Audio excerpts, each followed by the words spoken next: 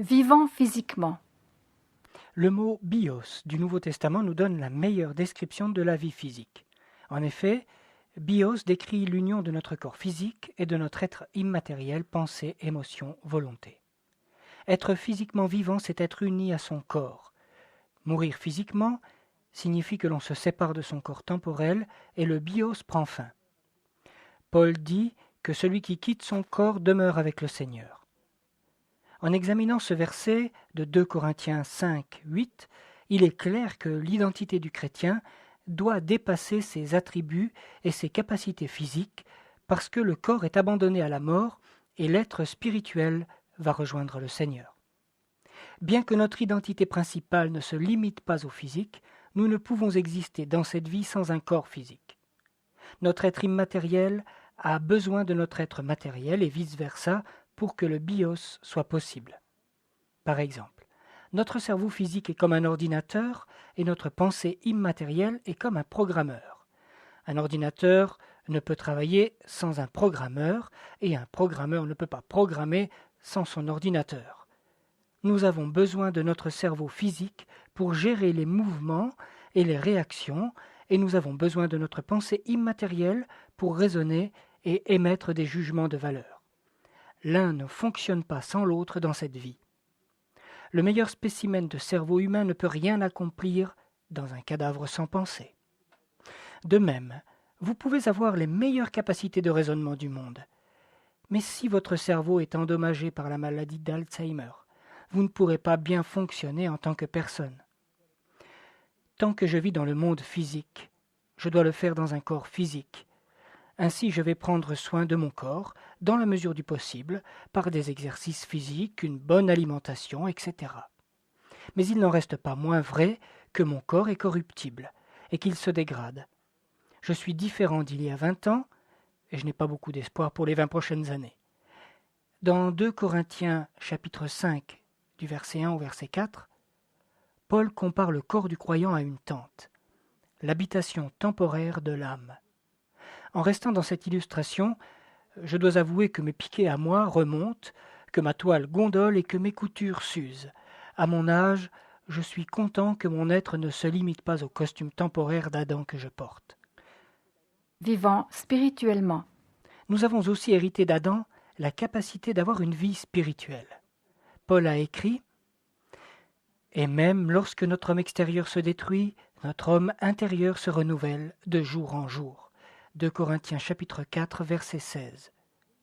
Il faisait allusion à la vie spirituelle du croyant qui ne vieillit pas ni ne se décompose, contrairement à l'enveloppe extérieure.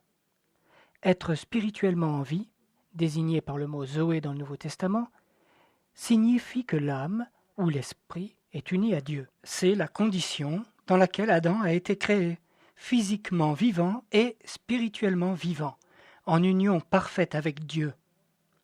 Pour le chrétien, être spirituellement vivant, c'est être uni à Dieu en étant en Christ. C'est l'usage que le Nouveau Testament fait du mot Zoé.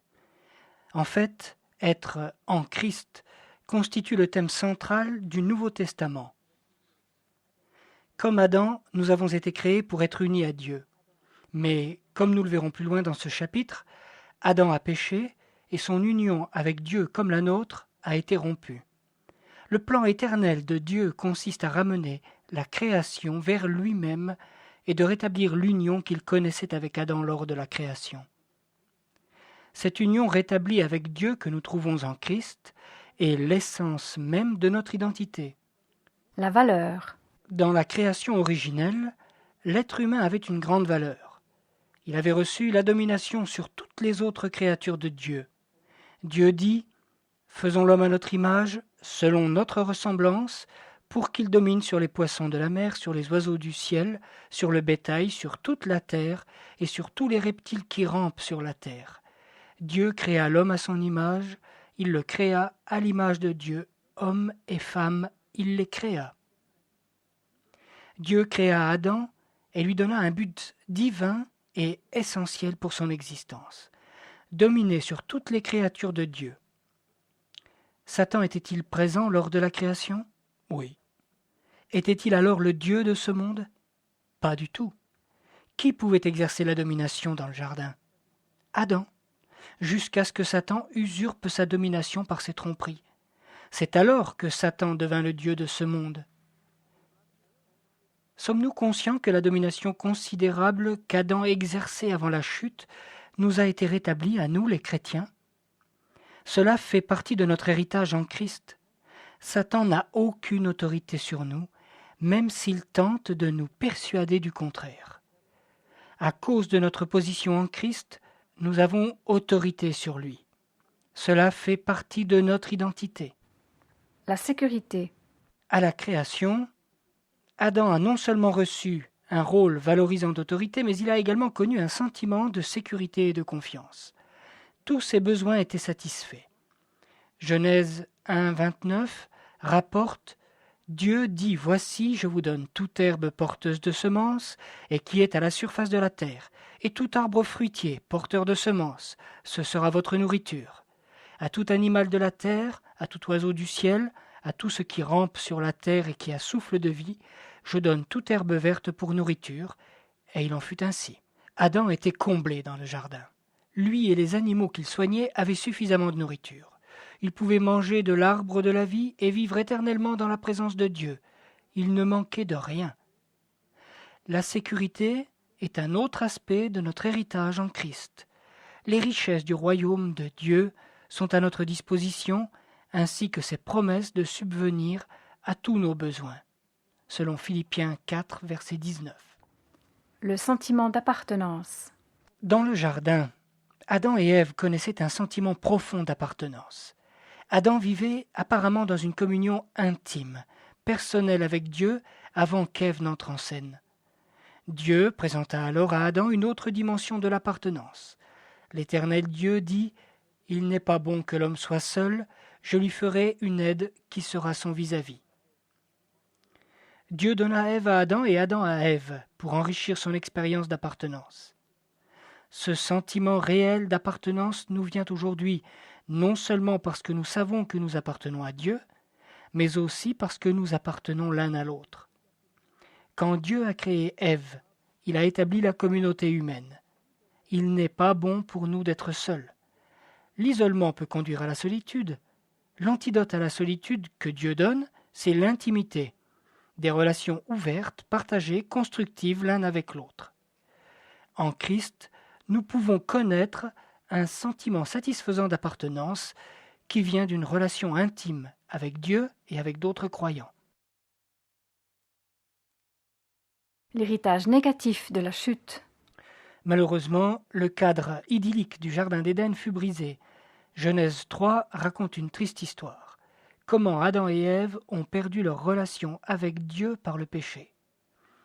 Les effets de la chute de l'homme furent radicaux, immédiats et d'une grande portée, touchant tous les membres ultérieurs de la race humaine. Et la figure 1b se rapporte au développement de ces effets de la chute. La mort spirituelle. Quelle fut la conséquence spirituelle de la chute d'Adam et Ève? Ils sont morts. Leur union avec Dieu s'est rompue et ils ont été séparés de Dieu. Dieu avait pourtant clairement dit « Mais tu ne mangeras pas de l'arbre de la connaissance du bien et du mal, car le jour où tu en mangeras, tu mourras. » Ils en ont mangé et ils sont morts. Sont-ils morts physiquement? Non. Le processus de mort s'est déclenché, mais ils ont continué à vivre pendant quelques centaines d'années. En revanche, ils sont morts spirituellement. Leur Zoé était détruit. Ils ont été chassés du jardin d'Éden, dont l'entrée leur fut interdite par des chérubins agitant une épée flamboyante. Tout comme nous avons hérité la vie physique de nos premiers ancêtres, nous avons aussi hérité d'eux la mort spirituelle. C'est ce que nous rappelle Romains chapitre 5 verset 12, Éphésiens 2 verset 1 et 1 Corinthiens 15 versets 21 et 22. Tout être humain qui entre dans le monde est vivant physiquement, mais mort spirituellement, séparé de Dieu. La connaissance de Dieu perdue. Quel effet la chute a-t-elle eu sur la pensée d'Adam? Ève et lui ont perdu leur juste perception de la réalité. Nous lisons dans Genèse chapitre 3 au verset 7 et 8 qu'ils essayèrent de se cacher de Dieu. Cela ne révèle-t-il pas une mauvaise compréhension de la personne de Dieu? Comment peut-on se cacher de Dieu? Après la chute, Adam et Ève n'avaient plus la pensée claire. Leur perception déformée de la réalité se retrouve dans la description que Paul fait des pensées futiles de ceux qui ne connaissent pas Dieu. Ils ont la pensée obscurcie, dit Paul. Ils sont étrangers à la vie de Dieu, à cause de l'ignorance qui est en eux et de l'endurcissement de leur cœur. En Christ, nous pouvons connaître Dieu personnellement. Notre relation avec Dieu par Christ est à la base de notre identité.